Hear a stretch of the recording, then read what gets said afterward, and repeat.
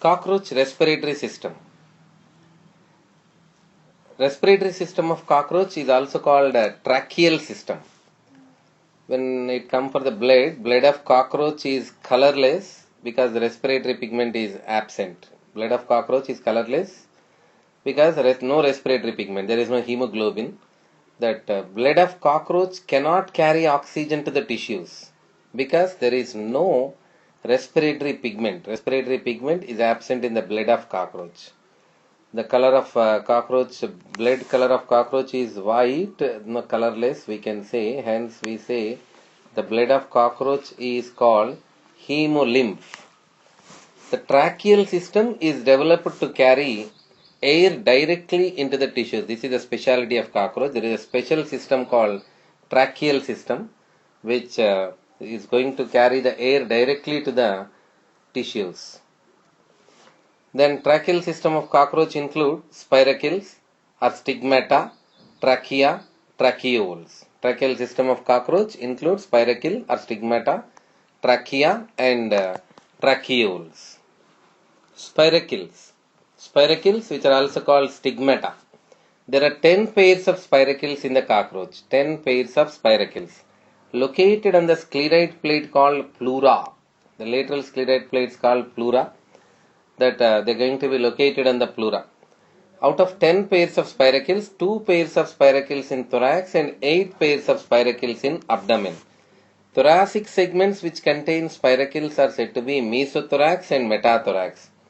Abdominal segments which contain spiracles are said to be 1 to 8 segments. That respiratory system of cockroach based on the spiracles is called polyneustic type. Because more than 3 pairs of spiracles if they are present, we say that is polyneustic, whereas they are present in the cockroach. More than 3 pairs of spiracle presence, we say polyneustic. The spiracles are holoneustic type in cockroach. Because when we say that is holoneustic, all the spiracles if they are functional, we call it as holoneustic type of spiracles. Then each spiracle, if you take a spiracle here, this is a spiracle. Spiracle is protected by a chitinous ring called peritreme. It is to prevent the collapse of spiracles.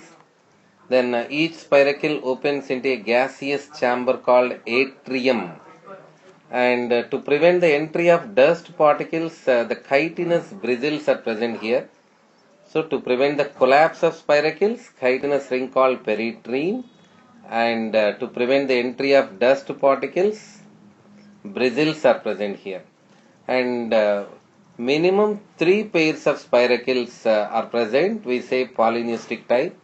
And all pairs of all the spiracles are functional, we can call holoneustic type. Then trichomes or bristles are small hair-like structures used to prevent from the dust particles. Peritreme, a chitinous ring, prevent the collapse of trachea. And all the spiracles opens into a gaseous chamber called atrium. Then these are the trichomes or bristles, and this is chitinous ring peritreme. Peritreme prevent the collapse of spiracles, and trichomes or bristles prevent the entry of dust particles. All the spiracles opens into a gaseous chamber called atrium. So 10 pairs of spiracles. Total number of spiracles 10 pairs. Then 2 pairs of spiracles in thorax, 8 pairs of spiracles in abdomen. Thoracic segments which contain spiracles are mesothorax and metathorax. Abdominal spiracles which contain spiracles are 1 to 8. Thoracic segment without spiracle is going to be prothorax, is not having spiracle.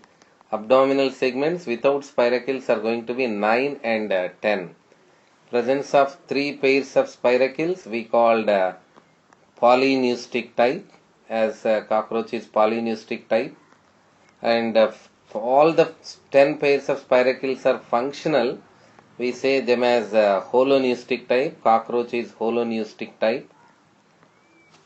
Then this is the spiracle located on the lateral scleroid plate called pleura. This is the pleura. Here the spiracles are located. The location of spiracles on the pleura, all the 10 pairs. And to prevent the collapse of spiracle, there is a chitinous ring we call it as peritrine. And to prevent the entry of dust particle, trichome bristles are present, and the spiracles opens into a gaseous chamber is called atrium. This is the story of spiracles. Let's move into the trachea. So we are dividing trachea into three. That means for our comfort of learning, first of all, item number 1, I am taking here the structure of trachea.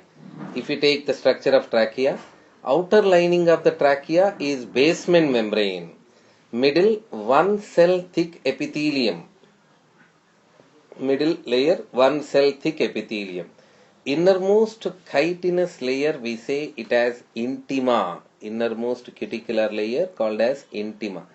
Intima is thrown into many chitinous rings, we call them as ctenidia. Many chitinous rings called ctenidia. The spiral thickenings which keep the trachea always opening are ctenidia. So, in the structure of trachea, let me say once again, outer layer of trachea is basement membrane, middle one cell thick epithelium, that means one row of cells, and innermost cuticular layer is called intima. Intima is thrown into many chitinous rings called ctenidia. Ctenidia are used to prevent the collapse of trachea. So this is the structure of trachea. Outer basement membrane, middle one cell thick epithelium, inner cuticular layer called intima. Intima thrown into many chitinous rings called ctenidia. Ctenidia are used to prevent the collapse of trachea. Now moving with the trachea in thoracic region, arrangement of trachea in thoracic region. There are several horizontal tracheal trunks. These are the horizontal tracheal trunks. There are several horizontal tracheal trunks are present in the thoracic region, from which the branches are getting raised like dorsal cephalic and ventral cephalic tracheal trunks. Cephalic, which means head, that you need to imagine they are going to the head region, the tracheal branches of trachea. That several horizontal tracheal trunks run along the thoracic region, from which dorsal cephalic and ventral cephalic tracheal trunks and their branches are getting arise, and it also contain lateral longitudinal tracheal trunks. Lateral longitudinal tracheal trunks. Let me show here about the trachea. That we said there are several horizontal tracheal trunks run along the side of trachea. Then if we see this diagram, there you can understand these are the horizontal tracheal trunks. Several horizontal tracheal trunks, from which dorsal cephalic and ventral cephalic tracheal trunks are arised. And as we are going to say, it also contains some lateral longitudinal tracheal trunks. Branches from here, it will go to the legs and wings, and also they go to the head and thoracic regions, remaining thoracic parts of the body. This is all about the trachea in trunk. What is the meaning of trunk here? Tracheal tubes, we use it to say it as trunks. So arrangement of trachea in thoracic region.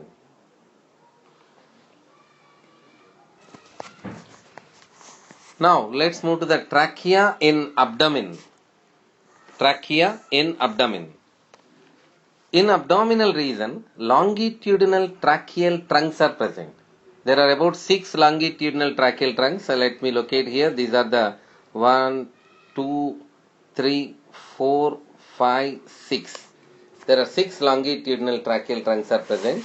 In that we name them as lateral longitudinal tracheal trunks and dorsal longitudinal. This is the lateral longitudinal tracheal trunk, and a dorsal longitudinal one, and this is the ventral longitudinal.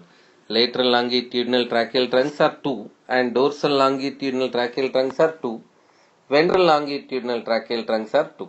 So 4 longitudinal tracheal trunks are present here. 6 longitudinal tracheal trunks are present here, in which these longitudinal tracheal trunks are connected each other by commissural tracheal trunks. The connections we say commissural tracheal trunks. So these are the connections here, commissural tracheal trunks. Let me say once again, this is the abdominal region. In abdominal region, there are about 6 longitudinal tracheal trunks. Now I am showing one, that is lateral longitudinal tracheal trunk. And the another one is dorsal longitudinal tracheal trunk. See that lateral longitudinal tracheal trunk is longer than of all. And the third, the ventral longitudinal tracheal trunk. You should imagine this is behind on the ventral side. So there are 6 longitudinal tracheal trunks. And next what I am saying, that they are connected by commissural tracheal trunks. They are connected each other by commissural tracheal trunks. These are the commissural tracheal trunks which makes the total tracheal system in the abdominal region. In the abdominal region, we said there are 6 longitudinal tracheal trunks, and all the 6 longitudinal tracheal trunks are connected each other by commissural tracheal trunks. What next? What next here? That from small branches will arise from these corners, which goes to the different body parts of the abdominal region. That we are not showing in the diagram actually. These are the smaller branches which go and goes to the body parts. This is arrangement of trachea in abdomen. This is all about trachea. There are 3 items which we divided the total information of the trachea into 3 items. The first of all, structure of trachea. As we said, in the structure of trachea, outer lining is the basement membrane, middle one cell thick epithelium, inner cuticular layer is called intima. Intima thrown into many chitinous rings called ctenidia. Ctenidia are used to prevent the collapse of trachea. And the second item, we are taken trachea in thoracic region. There are several horizontal tracheal trunks run along the inner side of the thoracic region, from which the dorsal and ventral cephalic tracheal trunks are going. And it also contains lateral longitudinal tracheal trunks about the thoracic region, as we said. And in the abdominal region, we just called, there are 6 longitudinal tracheal trunks. One is dorsal, one is ventral, one is lateral on one side, and other side also will find the same dorsal, lateral and ventral. There are 6 longitudinal tracheal trunks total here. These 6 longitudinal tracheal trunks are connected each other by commissural tracheal trunks. Commissural tracheal trunks. These are the commissural tracheal trunks which the longitudinal tracheal trunks are connected. This is all about trachea. Then the third one, we are going for tracheoles. Tracheoles, spiracles and trachea. Tracheole. There are 3 in tracheal system. Now we are moving to the tracheoles. What is tracheole? Tracheole is the branches of trachea. You may see that any trachea, when it comes to the end, that means near the tissue, end as tracheal cell or tracheoblast cell, we say. These tracheoblast cells are extended in the form of small extensions. We call them as tracheole cell. Cellular extensions, that's why we say they are minute, very microscopic here. That intracellular branches, we say. Intracellular tubular extensions are called as tracheoles. What is the meaning of cellular here? Tracheole cell. And there is no intima. There is no ctenidia in tracheoles because they are minute branches here. And they associate with the mitochondria in the tissues. These tracheoles enters into the cells and they get associated with the mitochondria because they are direct transfer of oxygen possible by them itself. Formed with a protein called trachein. Tracheoles are formed with a protein called trachein. This is the trachea. At the end, the trachea is going to be end in the form of tracheole cell. From the cell itself, extensions which get arised over, these extensions enters into the tissues. The tubular extensions of the tracheole cell, we call them as trachea. There is no intima and there is no ctenidia in them. They enter inside the cell and which get closely associated with the mitochondria because they are transferring oxygen to the mitochondria, which is helpful for the to provide the energy. So this is about tracheole. And in general, tracheoles are filled with tracheolar fluid that you can see in the diagram. Tracheoles are filled with tracheolar fluid. Mechanism of respiration.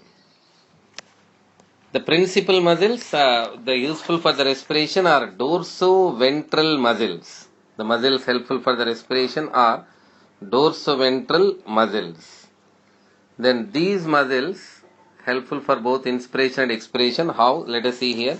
In case of cockroach, in compare with the human being, that in human being we use it to say inspiration is the active process and expiration is the passive process.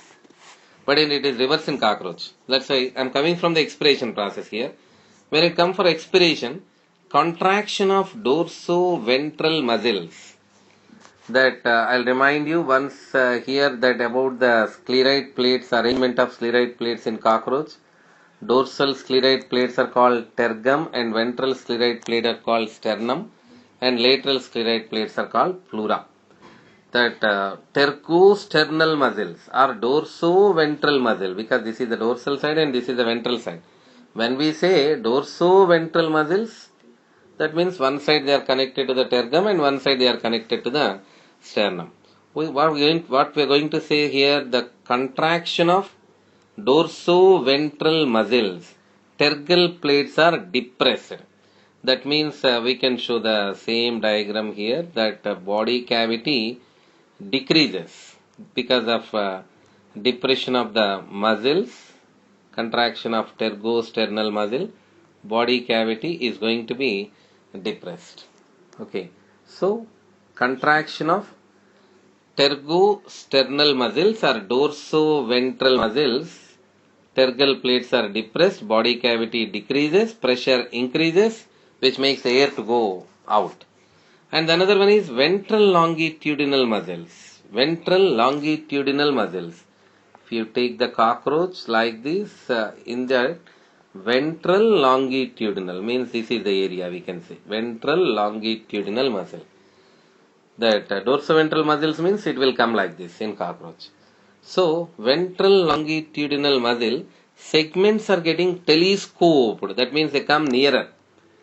Then result is the same. The volume of the body cavity decreases in longitudinal axis. In this axis, the body cavity is getting decreased. Then the process same, pressure increases here, that expires the air. So when we concentrate on the expiration of cockroach, automatically their opposite reactions are going to be for inspiration. Let me for expiration once again, the contraction of dorsoventral muscle, tergal plates depressed, body cavity decreases and pressure increases. Contraction of ventral longitudinal muscle, segments are telescope, volume of the body cavity decreases in longitudinal axis, then pressure again increases. So expiration makes the air to go out from the body. Then let's come to the inspiration here. Inspiration, simple. When you get expiration, automatically that relaxation of that certain muscles makes the inspiration. Relaxation of dorsoventral muscles. Tergal plates are elevated. That means they come back. Body cavity increases. Relaxation of ventral longitudinal muscles. Telescoped segments come to the normal position and volume of the body cavity increases in longitudinal axis. So, in case of cockroach, inspiration is the passive process, no requirement of energy, just the relaxation of muscles. And expiration is the active process. Inspiration is passive and expiration is the active process in case of cockroach. Whereas in human being it is reverse. Let's come to the inspiration. During inspiration, what the spiracles are doing. During inspiration, thoracic spiracles open and abdominal spiracles closed. Expiration, thoracic spiracles close, abdominal spiracle open. Which means we need to understand that thoracic spiracles for inspiration and abdominal spiracles for expiration process. This is the mechanism of respiration. Yes, let's move to the exchange of gases here. Oxygen transport and carbon dioxide transport. First of all, let us see the Oxygen transport. In oxygen transport, when cockroach is active, when cockroach is inactive, there you can see some difference here. When cockroach is active and when cockroach is inactive, there a small difference you can observe in the tracheal fluid. When cockroach is active, all the tracheal fluid is withdrawn from the tracheoles and oxygen directly diffuses into the tissues, cells. When cockroach is inactive, not much oxygen required. That's why oxygen slowly enters and dissolves in the tracheal fluid and slowly enters into the tissues. That means transport of oxygen based on the requirement. When cockroach is active, that means when it is running. When it is running, it requires energy. Energy require two things. When any organism require energy require two things. One is glucose and other is oxygen. Glucose we get in the food and oxygen in the respiration, which makes the breaking of glucose. When we break the glucose, we get 38 ATPs. You may remember the respiration equation to understand this much better. In that glucose, taking from the foodstuffs, we break the glucose with the help of oxygen to get the energy. That means when cockroach is running, it requires energy. Energy requires two things. One is glucose, which is already taken in the food, and other is oxygen. So that means oxygen should break the glucose. That means when cockroach is running, immediate requirement is oxygen, because glucose is already stored in the tissues. We break the glucose and we get the energy. That energy is helpful for the cockroach to run. When cockroach is running, it requires more energy. More energy means more oxygen. More oxygen means more faster transfer required. That more faster transfer is possible when the tracheoles are without tracheal fluid. Then when cockroach is inactive, the tracheoles are filled with tracheal fluid and oxygen go slowly into the tissues. This is oxygen transport at the time when cockroach is active, at the time when cockroach is inactive. Opening of thoracic spiracle depends upon the oxygen tension in trachea. That means when oxygen tension low in trachea, we require oxygen. That's why thoracic spiracle is open. Closing of thoracic spiracle depends on oxygen tension in trachea. That means when oxygen is high in the trachea, no need of intake of oxygen. That's why thoracic spiracles are going to be closed. Opening and closing of thoracic spiracle depends upon the oxygen tension in trachea. Carbon dioxide transport. Carbon dioxide, when we use oxygen, definitely along with the energy we see some carbon dioxide is going to be formed in the tissues. So now the question rises, how we transport carbon dioxide? How we are going to transport that carbon dioxide? Through the intersegmental membrane. We know that is arthroidal membrane. Intersegmental membrane, which means present between the scleroid plates. As we discussed earlier, either between the tergum or sternum, in between them some arthroidal membrane is present. Through the arthroidal membrane, this oxygen is going to be eliminated. The passage will be like this. From the tissues, it enters into the hemolymph and basement membrane, which is the inner lining of body wall. From there, endocuticle, then epicuticle. You may remember that arthroidal membrane doesn't have exocuticle. Then exterior. Then this is about the transport of carbon dioxide through intersegmental. Little amount of carbon dioxide is going to be transported through arthroidal membrane. And the next, through the abdominal spiracles. Abdominal spiracles, actually carbon dioxide is not going to be directly enters out to the abdominal spiracle. It requires some concentration. That means in the body cavity of cockroach, as we know the body cavity filled with hemolymph, carbon dioxide is required to increase. Till the carbon dioxide concentration and activity doesn't increase, that carbon dioxide is not going to be enters outside. As long as the continuous inspiration makes the carbon dioxide to increase, increased carbon dioxide concentration and activity opens the abdominal spiracles to be and makes the elimination of carbon dioxide. That means whatever the carbon dioxide released in the inspiration doesn't eliminate it immediately. That stay in the hemolymph. Inspiration, inspiration, inspiration, inspiration. After so many inspiration, you see the carbon dioxide concentration is increasing after so many inspiration by using more oxygen. Then expiration.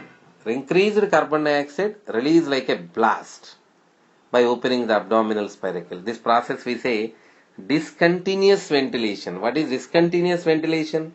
In case of human being, for every one inspiration, we have an expiration. Inspiration, expiration. Inspiration, expiration. This is called continuous ventilation, which is possible in case of human being. But if you see, in case of cockroach, after so many inspirations, we see one expiration. That means cockroach is waiting and store the carbon dioxide in the blood hemolymph till it increase their concentration. So, opening of abdominal spiracle depends upon the carbon dioxide tension in the hemolymph. Whereas when carbon dioxide increased, concentration of carbon dioxide increased, then only abdominal spiracle release the carbon dioxide. Increased concentration, open abdominal spiracle, see that CO2 release like a blast, burst. Exchange of gases depends upon the metabolic rate and temperature. Carbon dioxide is carried more quickly into the hemolymph due to its great solubility in it. And opening of abdominal spiracles. Opening of abdominal spiracle depends upon the carbon dioxide tension in hemolymph. When carbon dioxide high, abdominal spiracles will be open. When carbon dioxide low, abdominal spiracles are going to be closed. That finally we can say the opening and closing of thoracic and abdominal spiracle depends upon the oxygen tension in trachea and carbon dioxide tension in hemolymph. Oxygen tension in trachea and carbon dioxide tension in hemolymph. So let me once again, the thoracic spiracles are open when oxygen tension is high. Thoracic spiracles open. When oxygen tension is low, thoracic spiracles close. Let me, thoracic spiracles open. When oxygen tension is low, low, thoracic spiracles are open.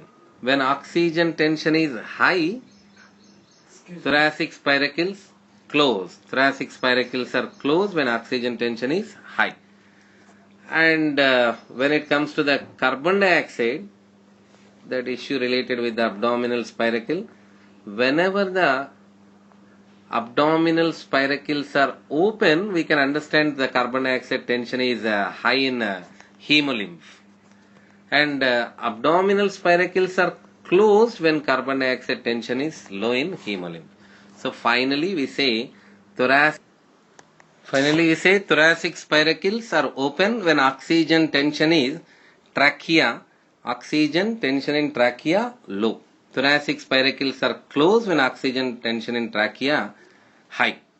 And abdominal spiracles are open when carbon dioxide tension should be discussed in hemolymph. When carbon dioxide tension high in hemolymph, that abdominal spiracles are open. When carbon dioxide tension is low in hemolymph, abdominal spiracles are closed. So finally we will have a statement like opening and closing of thoracic and abdominal spiracles. Opening and closing of thoracic and abdominal spiracles depends upon oxygen tension in trachea. Thoracic spiracle opening, oxygen tension in trachea. Abdominal spiracles opening depends upon carbon dioxide tension in hemolymph. Thank you.